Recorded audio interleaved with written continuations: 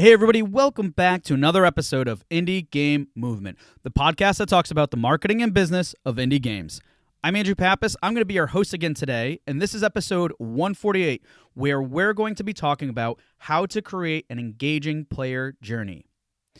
All right, now creating a funnel isn't necessarily a huge challenge, but creating one that isn't mindful of your player's journey will likely not provide you the results or the community you're looking for.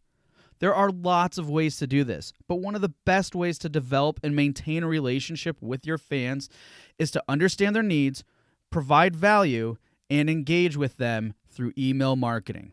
That's why today, our guest shares his expertise on how to build an email list and develop effective email marketing strategies designed to have players take action and stay engaged wherever you are in the development process. So that's what we're going to be talking about right here today on Indie Game Movement.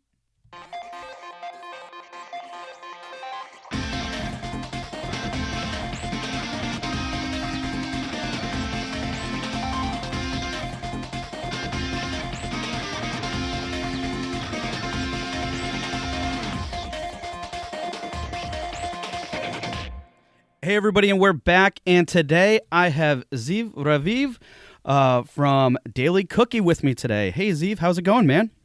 Hello, Andrew, and hello all the indie gaming community, everyone listening to this. Thank you so much for being here. Yeah, of course, and we're glad that you could make it, and because you have a lot of interesting things to share about yourself. So I'm going to let you go ahead and take it, and just, if you could, let us know what you do at Daily Cookie, or what is Daily Cookie, because that's a really cool, interesting name. and when you're not working or when you're not working, what do you do in your spare time? So first of all, it's just a very nice field for someone that grew up as a gamer and as a coder to be here with you guys. And Daily Cookie is actually a service platform for nurturing relationships with your email list. So it's for companies that want to warm up the email list, create a relationship with the email list, and eventually get people in your email list, in your tribe, to buy stuff from you. But you don't want to be the type of can I say douchebag that just goes to your email list and talks with the people there only when you want to sell something. Right. You want to create a relationship first. So I was actually in a crunch, needed that service for the businesses that I run. I operate online schools with online courses and podcasts, and in multiple niches. And I had that need. I felt guilty when I went to bed at night, feeling like, I should have sent another email. And I know that when I send more emails that are high value, I make more money. So I really started to feel so frustrated. I decided enough is enough, and I created dailycookie.co. And we are a team of copywriters dedicated to helping you stay in your genius zone, so that by freeing up your time and having us write the daily emails for you. So we like to look at every email is like a cookie, and it's a piece of value that is sweet. It's something that people actually want, and we write it in a way that is valuable, that creates a relationship. So dailycookie.co is basically a place for a flat rate service for us writing all of your emails and planning them and making them sound like it's you and everything. And in my free time, I either occasionally, not as often as I would love to, play Fortnite with my 7-year-old, or play piano with my 12-year-old, Nice. or in general try to do some escape rooms once a week, which is like a huge scene over here in Israel of escape rooms. And that's a little bit about me. Sweet. Well, that sounds really exciting, especially the escape rooms. I have yet to do one myself, and what was it? I think I remember, or it's more of an experience, but similar. I think even in Japan, they were like exploring the idea of like drive-through escape rooms and things like that. But escape rooms, that sounds really cool. So glad you, that's some of the things that you do in your spare time. It's definitely something I need to add on my list for sure. And again, thank you for sharing what Daily Cookie is. And it sounds really interesting. And I know a lot of the reasons behind of what you decided and why you founded the company are things that we're going to be talking about today. But before we get into that, I'm going to have you go through the Q Box round. And for those of you who aren't familiar, joining us for the first time, Q Box round is simply a series of random questions I prepared for Raviv. So are you ready for the Q Box round? Let's do it. All right. What is one major thing you would like to accomplish in your lifetime? I would like to be a speaker in a convention on the moon, a business convention. It has to be a business convention. That's awesome. I like that idea and concept is just really cool. So and hey, at the rate we're going here with Elon Musk throwing who knows what up into the sky, that could be a that sounds very obtainable. So awesome. That's probably one of the most exciting ones I've heard on the show before. So cool. Early bird or night owl? Both. Oh, so you like burning the candles at both ends then, huh? Well, but basically I don't sleep. Oh, all right. He just doesn't sleep. So, well, maybe after the show, you should share with me what you use for energy, because that if I could do that, that'd be awesome. I'm typically an early bird, so maybe you can share your secret later. I'll give you the tip by Arnold Schwarzenegger. Yep. The secret is you sleep faster. Oh, okay. So, Yeah. Interesting. What's one thing that motivates you every day? I really feel empowered by this notion of making the world a prettier place, one business at a time. So, like every day, I work with people and focus on making their business prettier, and that excites me. Okay, so and when you're saying prettier, it's just like kind of being more either effective with what they're doing and really helping them with like their message and their purpose and everything. I would imagine, right? Along those lines, anyways.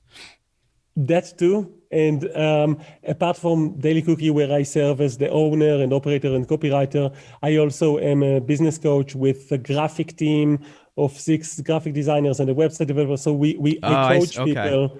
And when I coach people, which is a big portion of every day that like I do a lot of these, I really focus on the details of making things pretty. So sometimes even just literally as the aesthetics of a business are important, because details matter and aesthetics create user experience, and user experience creates transformations, and transformations are what we're all here for. Exactly. I couldn't put it better myself. Cool. All right.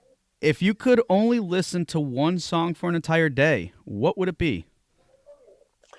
I'm a very practical person, so it will probably be like this 3-hour track of meditation music, because it helps me to focus on my work when I'm not in a meeting.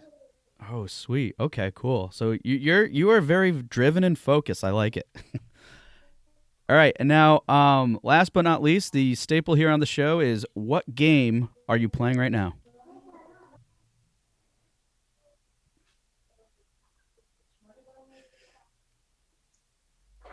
Did you hit the record button, by the way? Sorry, I said, what game are you playing right now? There might have been an issue with their connection. Why don't we pause, and I'll ask that question again. What game are you playing right now? I'm not really spending a lot of time by myself playing, but I am playing Fortnite with my kid, as I've mentioned. I play a little bit of Roblox with my 9-year-old, so a little bit of that too. Okay, cool. Well, thank you for taking us and sharing some more about yourself with the Q Box round. But without further ado, we're just going to get right into our topic today, which is how to create an engaging player journey. So, some quick context here for people, and is simply what is a player journey, right? And how I define it, and I'm sure how Ziv will define it as well too throughout our discussion, is simply from the moment that you create awareness and sharing your game with other people.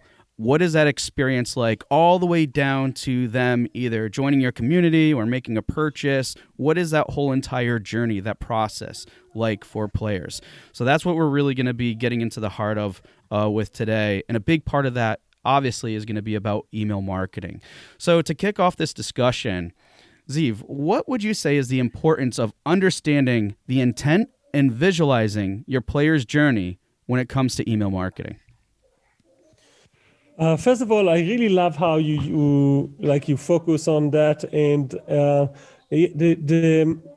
the whole topic of the hero's journey is discussed a lot in the context of movies and of like stories in general, storytelling. There's the notion of all the stories coming back to a hero's journey, all the way from finding a mentor, going into the unknown, fighting, overcoming all sorts of obstacles, like dying and being rebirthed, and then coming back, like a new, better person. And if you Google hero's journey, there's a lot of information about that. Joseph Campbell. Yes. In email marketing and in business in general, it's very much the same. You need to think about it and you need to find a way. And we actually, we've created an infographic. We can share it with your listeners of the email marketing version of the hero's journey. And it's all about bringing up the awareness levels of the hero, of your customer. You need to know like what are the options out there for the hero, and you need to understand like how do you actually integrate into their life. It all starts with a person that has a problem. They're either bored or they can't find a good game, or they have a very specific niche type of taste for what they love to play, or even they have like problems outside of their phones or consoles or whatever, but those problems are become easier to bear with a good game, with a good session. So they have a problem, but they don't know what to do next. And then like the lowest level of awareness is that they don't know that they have a problem, right? They don't know, for example, that they're playing a sucky game. They don't know that their game palette is not developed, right? The second level of awareness means that they know that they have a problem, but they don't know if there is a solution. So they know that they are playing games that are not fun for them and are wasting their time. They feel bad about it.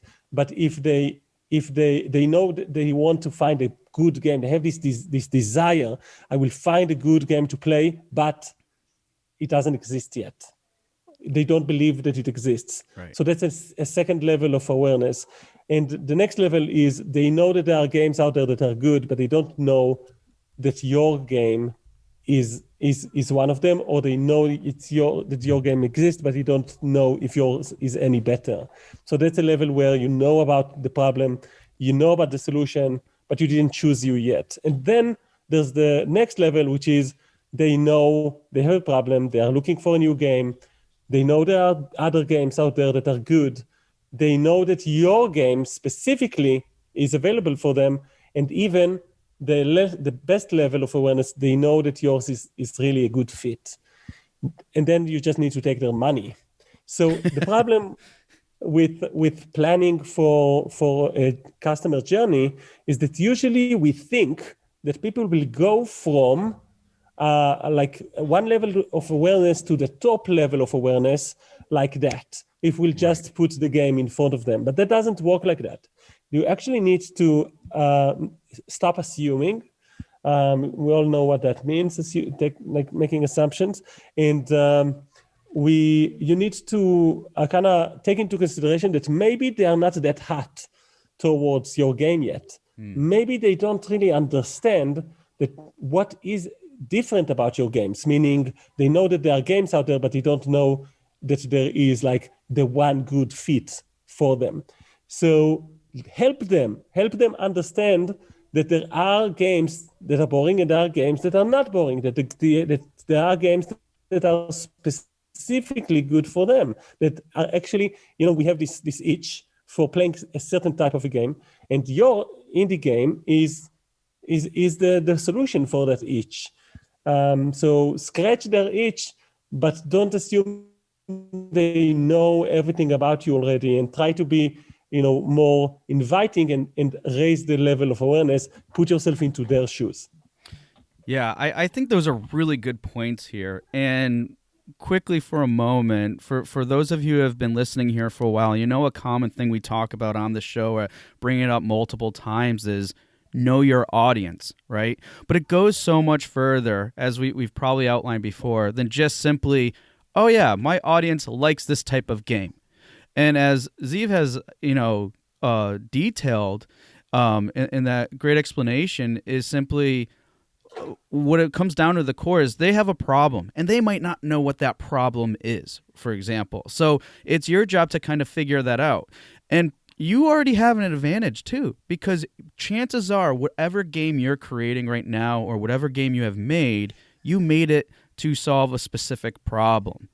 There's some a demand, right? Or whatever the case might be. You had some specific reasoning for making that game outside of, I hope it wasn't just to make money, because those don't always work out as well as we would like it to. So if you had a specific reason, there you go. That could be one way of identifying that problem, that level of awareness that Ziv was talking about. And then going even further. And here I'll even use myself as a quick example. If anybody has ever gone to rentgenmarketing.com, my website, you can look down and see the whole website. The first page you go to is kind of like a landing page designed to identifying your problems. I list out every problem that I could think of that most indie devs have. That's the same type of process, not in the same format, of course, that you guys need to go to, that Ziv has outlined here. Don't make assumptions. Do the work, find out, know your audience, and get that information, because it's going to help you that much further to create that relationship and everything else that Ziv was talking about. So, all right, let's go back to email marketing now, and into our next topic here, which is I want to know. All right, we understand our audience, great insight on how to understand those awareness levels, but how do we get people to sign up? So with that said, it's always a challenge to create awareness for your game. I mean, this is something we're constantly faced with.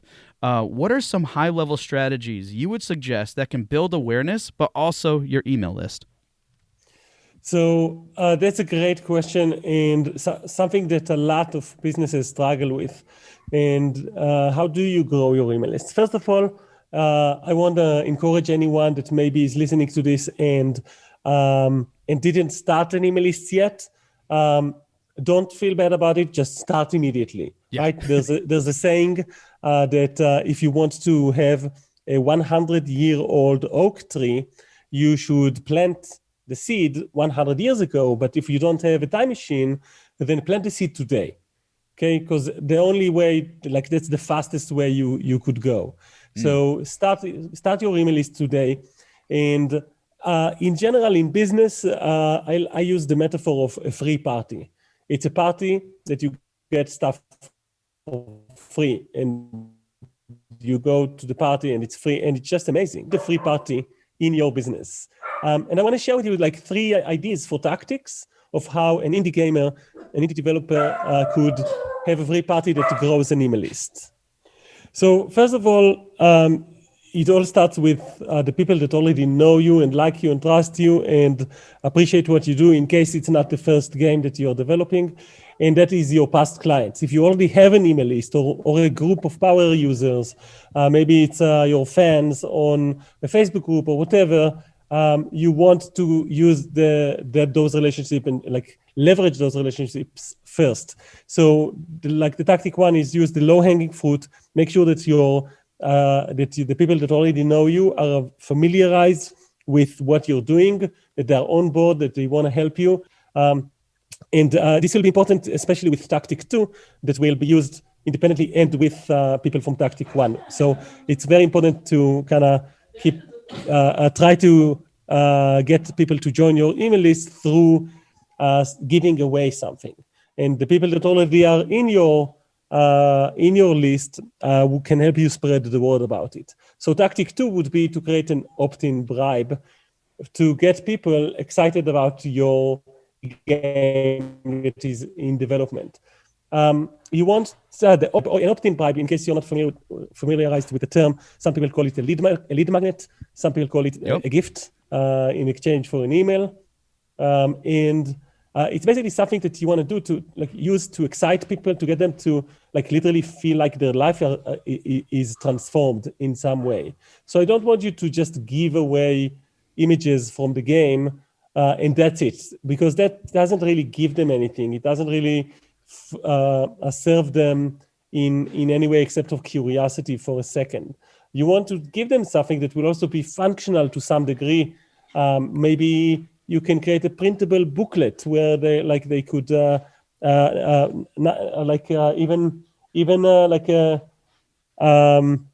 something they can put inside a book when they're reading, and it has your graphics on it, or maybe a small comics strip that they can read for a few days straight, and you emphasize the likeliness, how cool are your game characters. So anything that you can create that is free, that might get people excited about what you're doing, is something that you should do. Maybe if you can even release a freeware version of some sort, or a video, an exclusive video of how the game would look like, these type of things, and people will have access to that if they give you their email address. And yeah. No, I was just going to say those are really good ideas, and even before, I'm sure we've mentioned it too. Sometimes like my approach that I like to take things based off of the incentives and the bribes and everything that we're talking about here is you're creating something that is full of different media assets, right?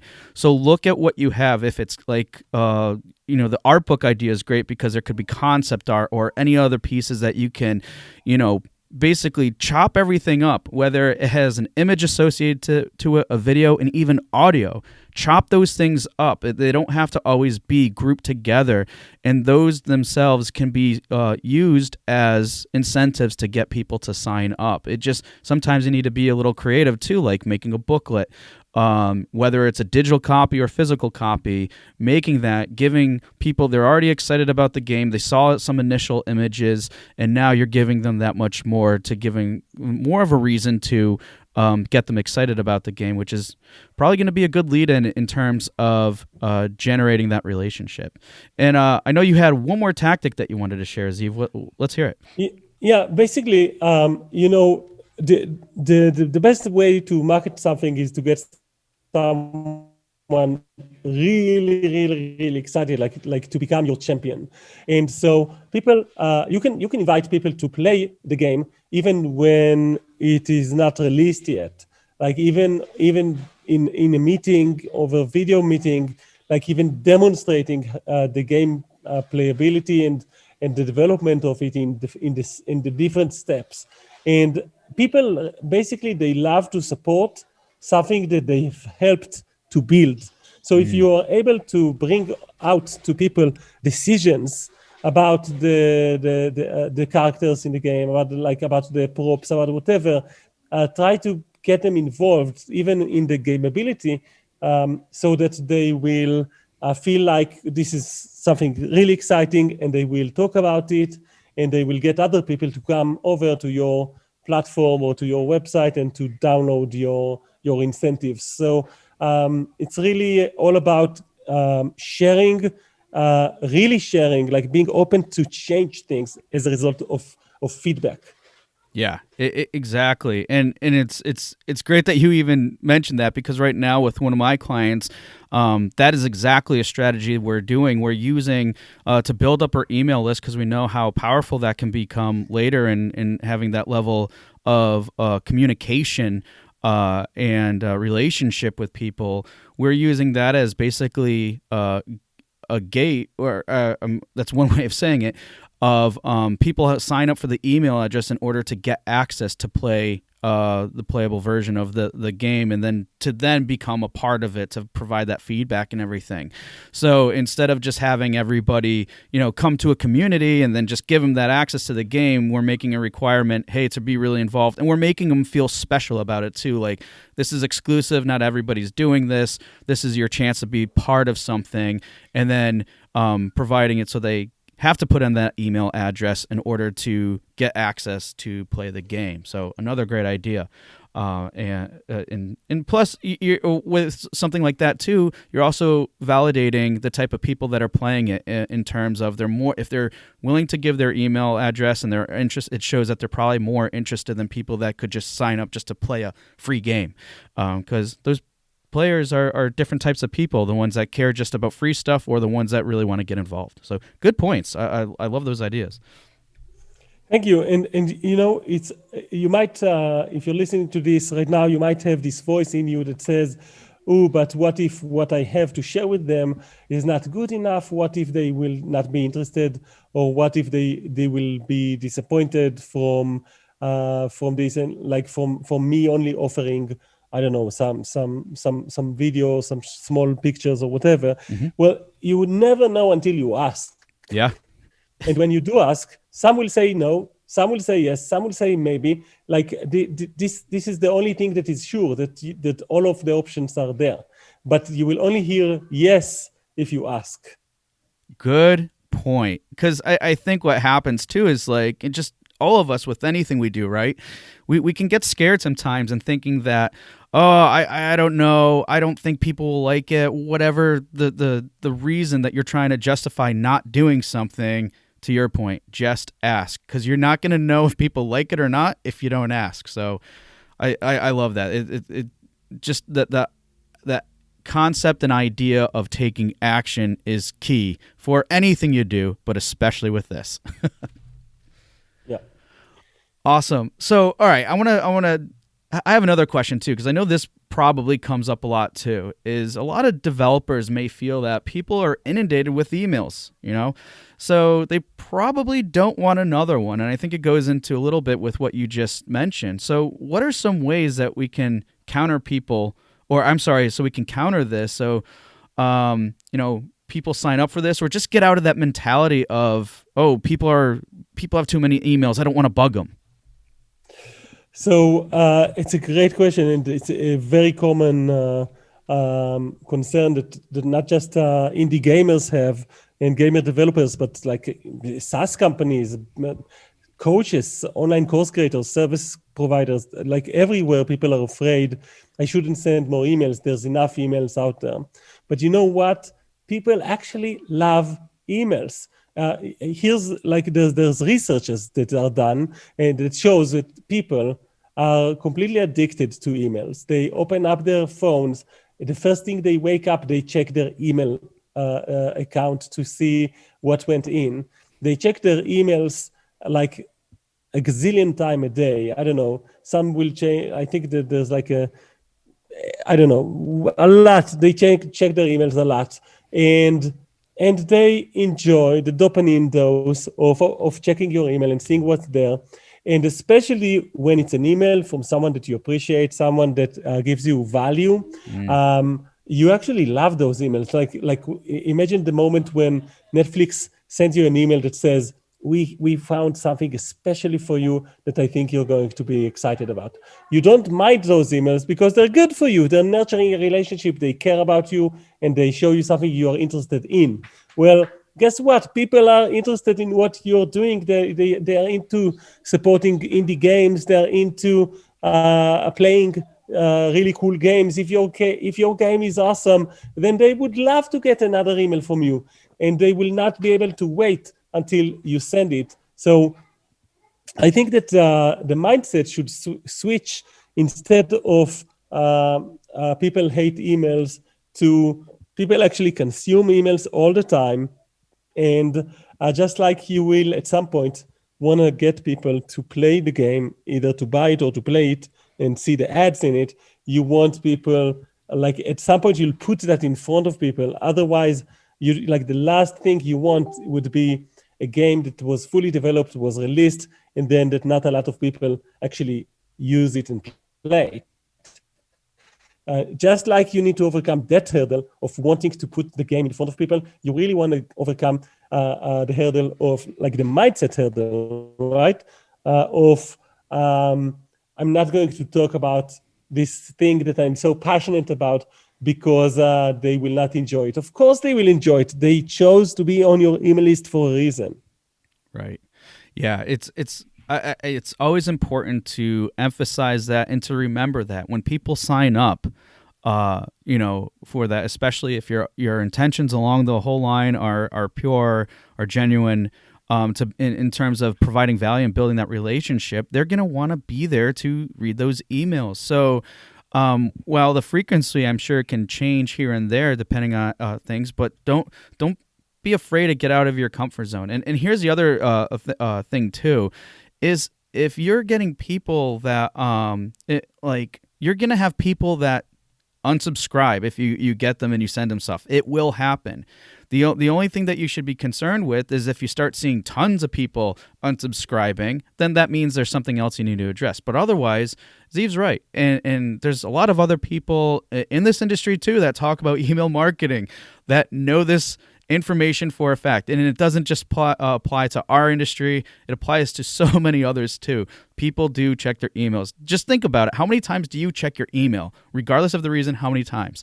It's probably a good chance that you do quite frequently. And guess what? Just about everybody does. So don't be afraid. So great points though there. And even when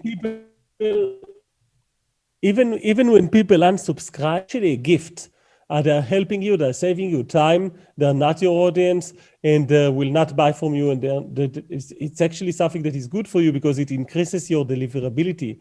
Because once people see that, the Google servers, the email servers, once they notice that your emails are being opened more often, and then that's a signal for you, for them later on to send your email into the inbox instead of into a promotion tab or the spam directory.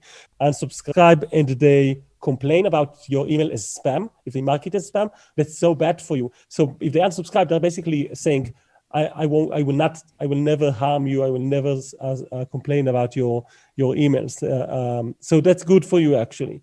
And it's just something that will happen. And it's something that you need to just know that it's good for you when they do. They're cleaning up their own mess, and they are keeping your email way more engaged that way.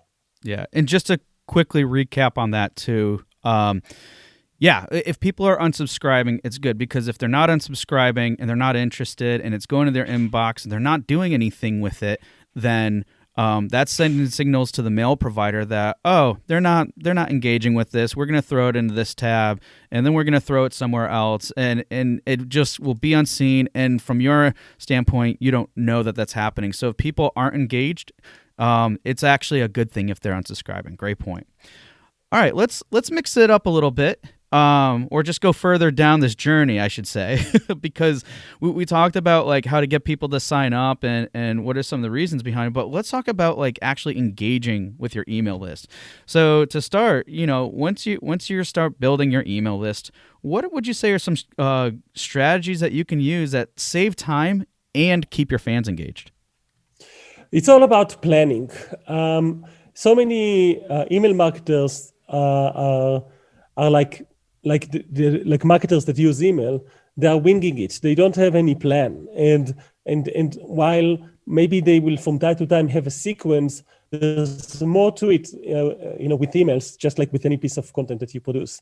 So I highly recommend planning into the future. We create plans that are 6 weeks long. We find that to be the sweet spot where it's easy to understand the plan and to execute upon it. And then like you just sit down and you think about what do you want to talk about in the next 6 weeks, right? That's not so too much into the future, so you can actually sit down and write down the things that are important for you that people will know. And we have this system that we've developed in Daily Cookie. That was the origin of this system is actually a character from the show Rick and Morty. And in that show, there's a guy called, he doesn't appear often, but it's like a character that appears maybe 3 or 4 times, called Mr. Mystics. And Mr. Mystics always talk about himself. He will start talking about, hi, I'm Mr. Mystics, look at me. And we found in Daily Cookie that many businesses are talking this way. And I think that, between you and yourself right now, that indie gamers are the same. They love talking about themselves and about their game. Well, the idea of constantly talking about "look at me" is awkward. Just watch that episode again about Mr. Mystics. You feel really amused about how blunt Mr. Mystics is and how he constantly talks about himself, constantly reminding people about his name and asks them to look at them. Look at me. Well, we thought, hey, that is a very nice metaphor for email marketing. So we look at 4 categories of what you can do with email marketing, and basically in relationships. The first thing you can do is say, look at us, right? Look at us. That's just the equivalent of Mr. Mystics. And you want to do that, but maybe just 20% or 30 or 25% of the time. And the next thing you want to do is talk about other people. Look at them. Instead of look at us, look at them. And that's something that happens naturally when you meet a friend in an indie game convention somewhere, right? And you talk about this game that you've played and the developers of it and whatnot are talking about other people, your heroes. And people do that every day. Every time they meet, they will talk about their heroes. It's just natural in relationships. So do that. Talk about who are your heroes. Don't be generous and talk about maybe other games developers that you appreciate, or maybe designers, graphic designers, I don't know, video producers that you appreciate. It could be anything really that makes you look more professional. I wouldn't talk about them and talk about competitor necessarily, but even that is possible. So 25% of look at them. And then the next 25% is about content rules. And in this one should be the easiest for you, because if you're a game developer, then you have YouTube, you have video content, you have visuals. So you are producing content. Give this content away, show it to people. And you should do that 25% of the time. This would be even a podcast, a blog post, a YouTube video, or anything else that you're producing that is original content. And finally, the last category for email marketing, for nurturing relationships and for getting your fans engaged, is going deep. What we mean by going deep is back to the hero's journey, back to the journey of your customer, thinking about the level of awareness, thinking about what is that journey, and trying to help them in there by going deep into their awareness level, into understanding what are their pains and what are their pleasures. So try to really dig deep into explaining to them, maybe the philosophy of why you found a gap in the playability of certain type of games, or maybe going deep in the pleasure of amazing it will feel to play in your specific game because of a certain feature that you've developed. So really try to look at the awareness level without selling, without trying to tell them, hey, buy my stuff, but by showing them that you totally understand the journey they're going through. See, I can't think of a better way to break down a whole combo of things that you would want to incorporate to really build up that relationship and that value. Those parts, look at us, look at them, share content, and going deep is clearly it's a winning combination. It sounds like that's what your business is really founded off of that formula, but it makes sense too, right? you do want to do some promotion. Obviously, you have to. Like you're doing this so people can buy or become more aware of your game. But you also another thing with the look at them. Hey, we've talked about before. Cross promotion. Boom. There you go. And there's reasons for that, because if you're being genuine, be like, hey, we look up to these people. Those are great things. Sharing content. That's part of the reason why they're there, guys. Make sure that you're sharing cool and exclusive stuff. I mean, if you're promising exclusivity, make sure you're doing that within your email. And then going deep, like we talked about before, the player journey. You want to keep incorporating that aspect of it, but you don't want to make it like go too deep every time, like 75% of the time, because again, that's why this combo of everything else is really important, because it just shows that you care, and how you care is providing that value. Great. I loved it. It was the best. It was a really good combo in terms of how you can really approach that and provide that value there. So thank you. And we actually have a template that we can share with your audience, where it's an empty template. You will fill it up yourself, but you can specify for each week of content what will be the angle, right? Will it be look at us, look at them, content rules, or going deep? And we even have ideas in there, like how do you talk about us? Well, you can do a product mention, you can do some nostalgia of your company, you can do behind the scenes and so on. It's like a complete set of ideas for each one of the 4 categories. So if you will want, we'll share with you the link at the end, and in the show notes, I guess, and you could go in and download it for free. Awesome. Yeah. So we'll definitely provide that so you guys can get access to that template, because it sounds like it could be really helpful when you're planning out this type of content and what's your approach and everything else going to be. So,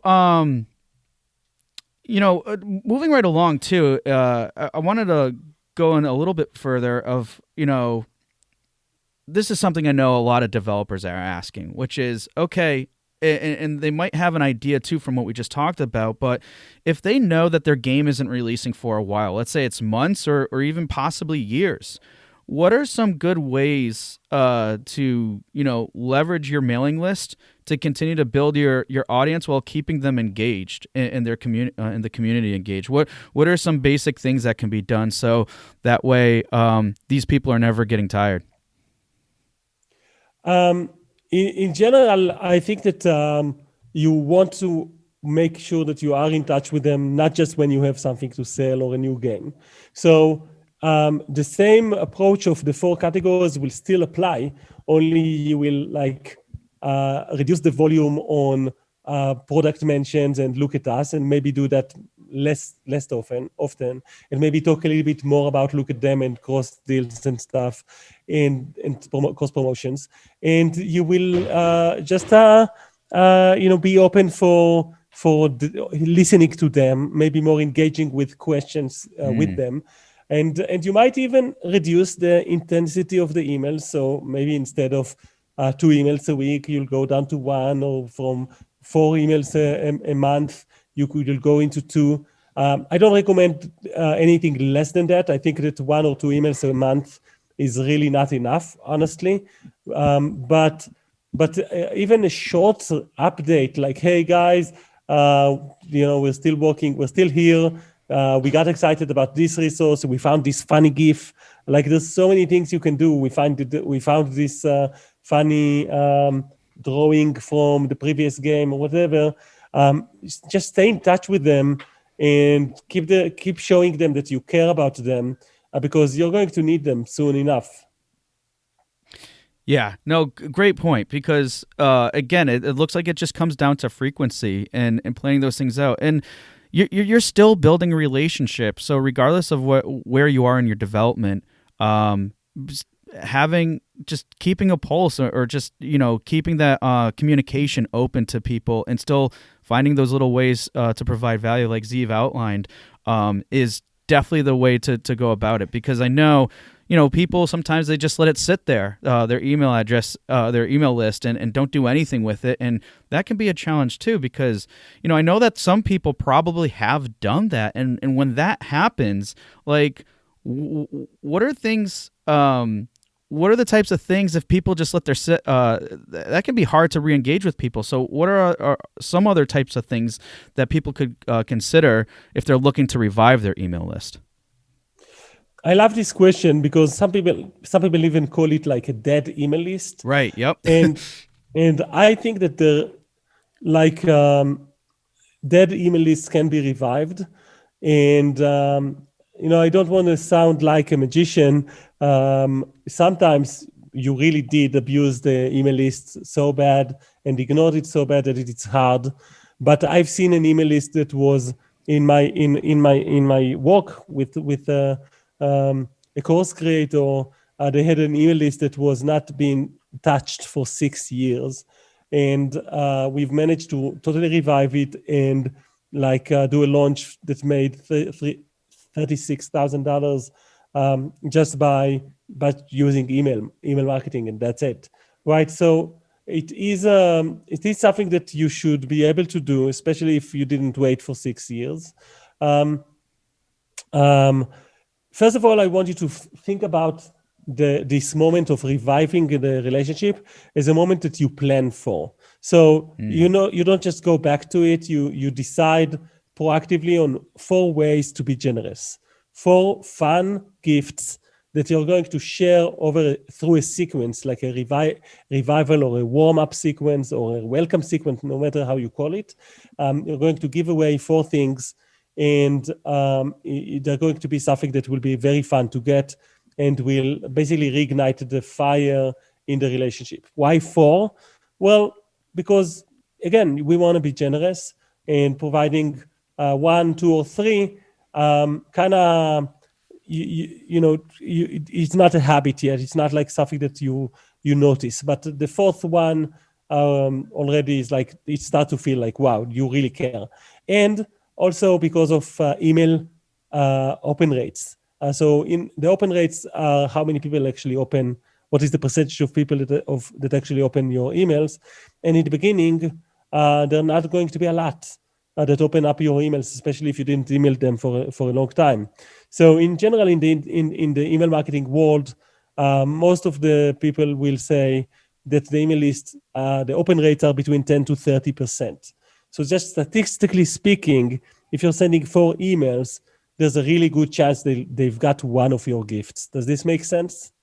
Yeah, absolutely. I mean, to your point, if you just shoot one out there and these people haven't heard from you in forever, and let's face it, people, we get lots of emails probably, and we're always checking them. But if there are lots of emails, it's really easy to potentially miss this one, especially if it's someone that hasn't been on your radar for a while. So having a little bit more of a frequent emails coming out and just to really showing that you care. And then there's easy things to structure it. So it's like when they see, if they miss the first 2 and they get the 3rd and they're like, wait, this is one of 3. So, and then you could probably see, I don't know how statistically accurate this is, but you would probably see your open rates and everything else start increasing over the duration of that campaign. But again, I think more than anything, the point is you're getting in front of that person. You're creating multiple opportunities for them to see your email, that sequence at least once, which is exactly what you want to do. So it makes complete sense for me. Yeah, and in terms of sequence, you really want to start with an email that is some sort of an apology email. Now, I don't want you to make a big fuss about saying you're sorry and like starting to explain, yes, because my dog was sick and because Yep. I was so busy and I had a little bit of, 2 weeks of depression, and then I had to go to the gym, and all my muscles were painful for a week. You don't do that. Just say, I'm sorry, I wasn't in touch as often as I should have been, and here's my plan to fix it from now on. I'm going to send you this many of emails starting tomorrow with a gift about this topic. You're going to love it. And then give them a big CTA. CTAs are call to actions. Give them a CTA about unsubscribing. Tell them very, very clearly, hey guys, if you don't want to receive more emails from me, because I am going to send a little bit more emails starting tomorrow, please unsubscribe. Here's the link. and give them a button to unsubscribe or a link to unsubscribe or point them towards the link at the bottom, which, by the way, you always have to have a link for unsubscribing. Make sure you always have that. Why is that important? Because if they didn't hear from you for a long time and you send them an email out of the blue, there's a really big risk here that they will complain that your email is spam, that they literally forgot that they've opted in to your email list. So by talking about that subscribe option and putting it in front of them very, very clearly, you're going to save yourself, save your deliverability. You will have a lot of unsubscribes, like 5 to 7%, and it will be scary AF. But that's what you need to do, because it's better than having 3 people that complain about you as spam. And then once after that, you will go into the 4 emails with the daily gift. I think that 4 days straight, but if you prefer, you can do it like 2 days a week. And then at the end of the 4 days of gifts, tell them what will be the pace from now on, reestablish the relationship. Maybe you will say, from now on, I'm going to send you an email every 2 weeks. Or you will say, from now on, I'm going to send you 2 emails a week. And then you just go into the sequence we've mentioned before with like 20%, 25% look at us, look at them, and content rules and going deep. Yeah, great point. Because being what it comes down to, folks, is being transparent. You want to be upfront and honest, and like we said, genuine in your attempts to reconnect and to get them excited again. And give them an opt out. Maybe they lost interest over time or whatever the reason. Because if they're not interested, you don't want them to taking negative actions like saying it's spam and other things. Make it easy for them. And the ones that stay, that's great. And don't be afraid. There will be people who unsubscribe because they haven't heard from you in so long, and they might not even remember you, and that's okay. So yeah, great plan. Again, the transparency thing I think is key, and then just show them that you care. So awesome stuff. All right, well, as we get ready to close here, I just wanted to talk about a lesson learned, and in light of that, we clearly identified that your email list is a crucial part of creating your overall funnel. But what you say are missed opportunities or mistakes that people make when they're creating their funnel? This is really something that we see a lot of different mistakes, and I will just first of all, the number one mistake we see is the topic of deliverability. So the deliverability is something that not a lot of people are aware of. It's very technical, and I think that it's important to know like the terms, because then you can Google them. And in general, deliverability is something you check with the support team of your email provider, like like if you have an email provider like G Suite or like Hotmail or your hosting service, these are the type of people that can help you, and also the people that are in your CRM, like MailChimp or whatever. So you have someone to talk with if you have a problem, and there are tools to check if you have a deliverability problems, like mailtester.com. And what you need to check is that you have SPF, DKIM, and DMARC. Those terms are kind of like a passport for an email that travels through the internet, and you just have to have the right passport with the right stamp and everything. So more often than not, we see people that never checked if they have any deliverability problem, and so it's better to be on the safe side and double check that you have those parameters defined correctly. And when you're talking about deliverability, is that like basically when you send out people's emails address being able to get to that inbox, or whether it's fake or whatever? Just to define a little bit more with deliverability, if you could. Yeah, basically, deliverability became a real problem when Google introduced the promotion tab, and not a lot of time afterwards. After that, the spam directory on pretty much all of the email providers, servers have become a very popular place for emails. So you don't want to be in there. You want to get into the inbox. Otherwise, you don't have a chance like for the email to be read, because most of the people don't read their spam directory or their promotion tabs. So deliverability is all about the art and science of getting your emails to arrive into the inbox. It's stuff like don't use the word free often. Don't use a lot of capital letters. Make sure they gave you permission to send the emails. They make sure that they actually opted in. Make sure that you give them an unsubscribe link. All of those things will help you with deliverability. But the technical side of things, that passport that you need to have, or the driver license, the SPF, DKIM, and DMARC, you will, if you Google that, you will find many articles on how to double check that. And again, if you just go to mailtester.com, they will tell you if you have a problem with any of these. No, I think that's awesome and a really great tip, because again, when we think about email marketing, we think of it as basically, oh, I'm going to create a message and send it to people and incorporate, all this information, my call to actions or whatever, but we don't think about the technicalities of it.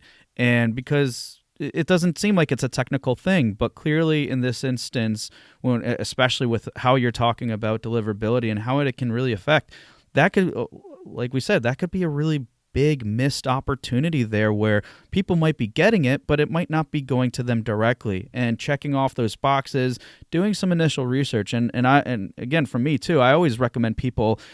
It's great to have someone do these things, but at the same time, it's good that you know about it, that you're aware of it, because it's just going to make sure that you're firing all cylinders. And also that, or your team is, but also that you're delivering the content to the people who want to see it. So I love that tip. I love that advice in terms of checking your deliverability, because I think that's one of the main ones that people never think about it, because it's a little bit more technical oriented. So thank you for sharing that with us. Yeah, sure. And in general, if you are lost with ideas of what to write about, and you should check out the template that we're sharing in the show notes, which is free. You just literally download it. But if you are still lost for ideas, you still need help, well, there's this website that really helps you with finding up ideas for emails. And you actually already know that website and are using it constantly every time you're trying to solve a bug in your code. I remember, as a coder, I would go to Google and look for if someone had that error code or whatnot before me, and lo and behold, I would see a lot of articles that help me understand the code better. So go to Google also for ideas for your research, for your marketing. You can go into Google and say, give me 100 ideas for daily emails. Give me 100 ideas for emails that nurture relationships. Give me 100 ideas for emails about a topic, about games. Yep. Like you just go and Google it, you'll find so many resources and ideas. And you only need one today and you're good to go. So don't make it into a complicated thing. We know how to overcome complicated things. We do research and we figure it out. Yeah, absolutely. All right, cool. Well, definitely love those tips. Are there any others that you wanted to share with us before we close? I really am passionate about this idea of the 10-hour principle or the 10-hour rule. And it's something that I see all the time with businesses, small businesses, and indie gamers are also sometimes suffer from this situation where they don't understand why the marketing is not working. And the secret weapon of businesses that work, that actually get results, is the 10-hour principle. And the 10-hour principle is that you need to put in 10 hours a week into marketing. And when I say marketing, I mean like one tunnel. Choose one tunnel, maybe two if you really have to, but be really good on that one tunnel. Like if you chose, for example, search engine optimization, then do that. If you chose Facebook groups, you do that. Like choose one, Instagram, whatever, and be really, really good at it. Get to the point where your skills are amazing at it, and that you can do like the 10 hours of work a week in even as fast as 1 hour, and then start another marketing tunnel and still do 10 hours a week of marketing. And this was actually well researched. There are books about the number 10 hours a week. It's actually not a coincidence, and it's so important. People are just not putting it in enough hours into one thing so that they will actually improve their skills. And that's why I highly recommend just being very aware of this. It means to do like 2 hours of marketing a day. You might think that you're already doing way, way more, but because you're not limiting yourself to one specific marketing tunnel, then you maybe are not measuring it correctly. Measure everything that you care about. Measure everything that you want to control the result. And marketing is also one of those things. That's perfectly well said. No additional comment there. Invest the time, guys. 10 hours a week. That's about 2 hours a day. Just make time for it and focus on one thing, because you get better at that and learn that you're gonna see results. Yeah. And if you are interested in email marketing, but you're finding it hard to, like, you want the result of email marketing, because there are results out there. 80% of the people in surveys say that they make a money decision. They buy stuff as a result of an email. 80% of the people say that. Wow. So you want to use emails, but maybe you don't know how to write, or you feel like you're bad at it at the moment. Don't worry. There are so many resources out there to improve your skills with copywriting and with writing. And you can, just look for Facebook groups. We even have a free Facebook groups where we teach people how to write emails. It's called 5 Emails in 5 Days. Okay, cool. And then, like, we basically challenge you to write more emails and to be more in touch with people, and like be able to write them and then schedule them and whatever. And we also have some free resources over in dailycookie.co about all of this, about email marketing. And so you can check it out as well. Awesome. Well, guys, there's clearly lots of extra value here that Ziv is providing us from the template, but also these other resources and tips. So can't thank you enough, Ziv, for having you on the show. But before we go, what is a good way that people can reach out to you if they have either any other questions, or what's the website? So what's Daily Cookie's website, and anything else that are good ways for people to connect with you? So first of all, I want to say, if you are an indie game developer and you're excited about actually launching a game, and you feel ready for the marketing, you feel ready for the 10-hour rule, you feel ready for sending more emails, I would really love it if you shoot me an email about your game and maybe show me what you got. I love seeing these type of things. I love supporting, crowdfunding games, board games and whatnot, like all sorts of things like that. It's just something I'm passionate about. So let me know, and if I can, talk about you and help you, that's awesome. So my email address is Ziv, that's ZIV @dailycookie.co, kind of exactly like you hear it, dailycookie.co, CO. And our website, where we offer resources about email marketing. We have an online course about email marketing. We have even a copywriting club where you can just have a weekly coaching session in a group setting about your business and about marketing and about copywriting in particular. And we have, of course, a service where we write all of your copy, including basically anything that you need. If you want to know more about that, you can head over to dailycookie.co. That's DAILYCOOKIA.co. So dailycookie.co. And you will find all the details there. the story of how I decided to open up this company out of my own itch that I wanted to scratch, and how I decided to basically help other tribe leaders and business owners to overcome this problem and not feel guilty ever again from not staying in touch with your tribe. Awesome. Well, Ziv, I can't thank you enough for everything you shared with us, from explaining and going into greater detail about what that player journey should look like and how to incorporate that into our funnel with email marketing so we can really build those strong relationships with the community. So again, thank you so much for being on the show today. It's been a pleasure. And if you are listening to this, indie gamers, and you're feeling a little bit like it's hard and it's frustrating, please know there's help always on its way to you if you just be open for that. And it's hard to develop independently, but it's worth it. And thank you, everyone, for listening. Awesome. And thank you. Hey, everyone, and thank you for listening to another episode of Indie Game Movement. I'm Andrew Pappas, your host, and the show's producer is Mustafa Price. A special thanks to Taisuke Kimura for creating the show's theme and Donnie Wilson for the logo design. If you enjoy and value the content, you can support us by visiting our Patreon, which is patreon.com/IGM podcast, and select a tier that meets your needs. Show notes for this episode can be found by visiting rengenmarketing.com/the number of this episode. Rengen Marketing is a consulting marketing company that helps indie devs with their marketing efforts. So if you're looking for a helpful marketing content or marketing plan template for your current game, then please visit rengenmarketing.com.